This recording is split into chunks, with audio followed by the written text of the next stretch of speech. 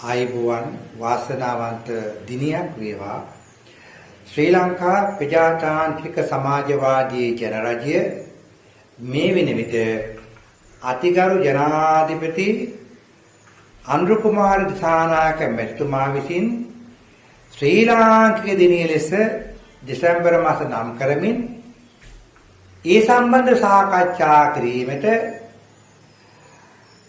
දෙවන සන්ධානය මුස්ලිම් කොංග්‍රසය ඒ වගේම අර්ජුනා ස්වාධීන මේ කට්ටිය ගෙන්නලා සාකච්ඡා පවත්වනවා.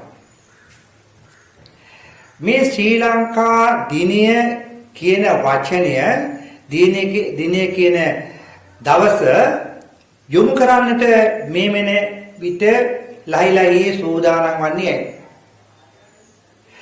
මේ ශ්‍රී ලංකා දිනය යනුවෙන් සාකච්ඡා කිරීමේදී විපක්ෂ නායකතුමා ඒ වගේම විපක්ෂයේ කණ්ඩායම් වෙනත් දේශපාලන පක්ෂ නායකයන් ගෙන්වලා සාකච්ඡා කරන්න ජනාධිපතිතුමාට අමතක වුණාද? මොකක්ද මේ දෙසැම්බර් මාසයේ යන ශ්‍රී ලංකා දින ශ්‍රී ලාංකික දිනය? දැන් ජාතිවාදී දේශපාලන පක්ෂ ඔක්කොම ගෙනලා සාකච්ඡා කරමින් යනවා. ඒ වගේම තමයි මේ ශ්‍රී ලාංකික දිනයේ ලෙස නම් කරන්න ඕන කුරු ත්‍රස්තවාදී දශක 3ක ත්‍රස්තවාදී ව්‍යසනයක් අවසන් කරපු ඒ දින ශ්‍රී ලාංකික දිනයක් වෙන්න පුළුවන්. එහෙම නැත්නම් ජනාධිපතිතුමනි සුද්දා අපිට දුන්නානේ 40 ගණන් දහක අන්න ඒක නිදහස් දිනය සැමරුණට ශ්‍රී ලාංකික දිනය ලෙස නම් කරන්න පුළුවන්. ඉන්දියාවේ අද වෙන විට ඉන්දියන් දවස ඒ කියන්නේ ඉන්දියන් ඩේ අගෝස්තු මාසයේ 15 වෙනිදා තියෙනවා. ඒගොල්ලන් කියන්නේ සුද්දාගෙන් දහස් කරපු දවස නේද තියෙන්නේ ඉන්දියන් ඩේ. ශ්‍රී ලංකාවට ශ්‍රී ලාංකික දිනය වශයෙන් නම් කරන්න පුළුවන්. එක්ක සුද්දා අපිට දහස් කරලා ගිය දිනේ එහෙම නැත්නම් මේ දශක 3ක කුරු ත්‍රස්තවාදී ව්‍යසනයෙන් රට බේරාගත් දිනේ මේ දිනේ අවශ්‍ය වෙන්නේ ඒකටයි.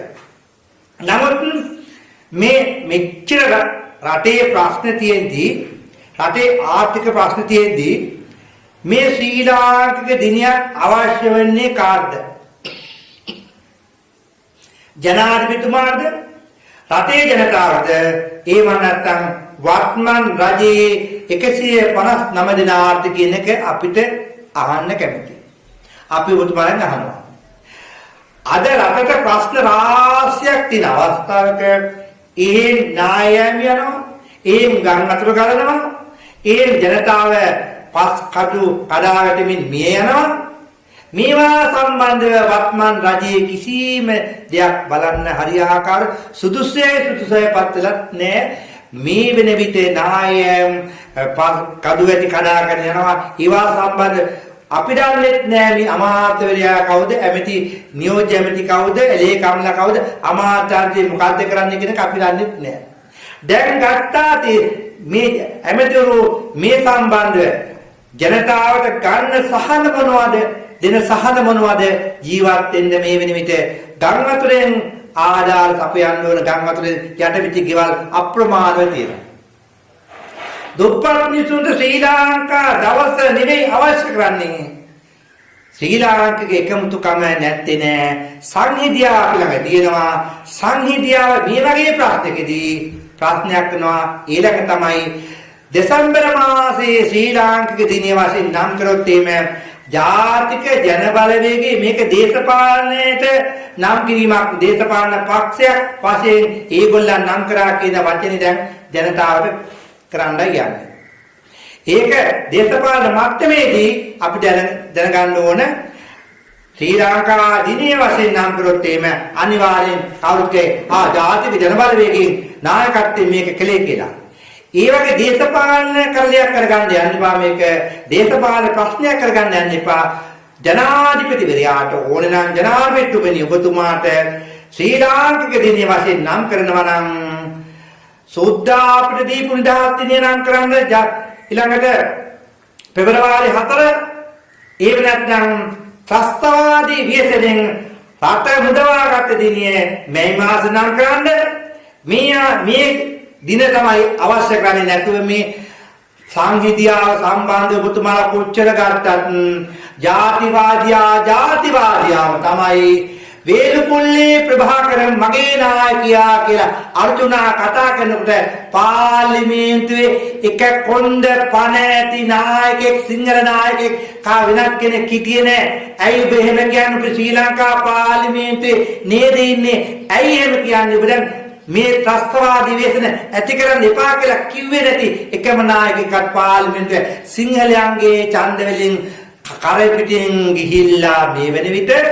අන්තිමට සිංහලයාටම ගහනවා. නමුත් අපි කැමති ජාතිවාදයක් අපේ රටට අවශ්‍ය වන්නේ නැහැ. සංහිඳියාව අවශ්‍යයි. හැබැයි නමුත් අර්ජුනා වගේ අයලා ඊළඟට ඔය දැන් හොඳ බුලට් එකක් ඇවිත් තියෙන සාකච්ඡාවට. ඔය කට්ටිය ඔක්කොම ජාතිවාදී නම් කරමින් හංගඩු ගහපු කට්ටිය ඒක මතක තියාගන්න. මේ මාතෘභූමිය ඇතැම් මුස්ලිම් අය දන්නවා 2050 විට ශ්‍රී ලාංකික සිංහලව අතුගාදවලා මුස්ලිම් ජනතාව නගා සිටිනවා මුස්ලිම් රටක් කරනවා කියලා මම දැක්කා එක්තරා සමාජ මාධ්‍යයක. ඉතින් ඒ தත්තට ගන්නට ආයෙත් තියන්නත් එපා. ශ්‍රී ලාංකික නම් අපි සිංහලෝ සියලු දෙනා මතක ඇතුව වරිගයා බෝ කරපල්ලා වරිගයා බෝ කරොත් එහෙම අපේ රට වර්තමාන ජනාධිපති අනුර කුමාර දිසානායකටවත් එළවෙන කිසිම සිංහලෙකුට මේ රට පාලනය කරන්න හම්බ වෙන්නේ නැහැ කියන එක මතක තියාගන්න. නිසා ශ්‍රී ලාංකික දිනයක් කාර්යයක් අවශ්‍ය වෙන්නේ. ශ්‍රී ලාංකික දිනයක් දෙසැම්බර් මාසයේ අවශ්‍ය වෙන්නේ. ශ්‍රී ලාංකික දිනයක් වශයෙන් සාකච්ඡා පවත්වන සියලු දේශපාලන පක්ෂ නායකයෝ ගෙන්නලා ඒගොල්ලන්ත් එක්ක සාකච්ඡා කරන්න. විපක්ෂයේ ජනතා පෙරමුණ සමගි ජන බලවේගය ජනතා පෙරමුණ එක්සත් ජාතික පක්ෂය එතකොට සර්වජන බලවේගය මේ ආදී පක්ෂ තියෙනවා. ඒ පක්ෂත් ගෙන්නලා සාකච්ඡා කරන්න කියලා වර්තමාන ජනාධිපතිවරයාගෙන් මම මේ අවස්ථාවේ සිහිපත් කරනවා. ඉල්ලා සිටිනවා එසේනම් අපි රට හදන්නම් අපි කවදාකවත් ඔබතුමාලගේ කකුලෙන් අදින්නේ නැහැ. මේ වගේ දේවල් කරන්න ගියාට පස්සේ අපිට කකුලෙමුත් අදින්න සිද්ධ වෙනවා. ස්තුතියි තෙරුවන් සරණයි.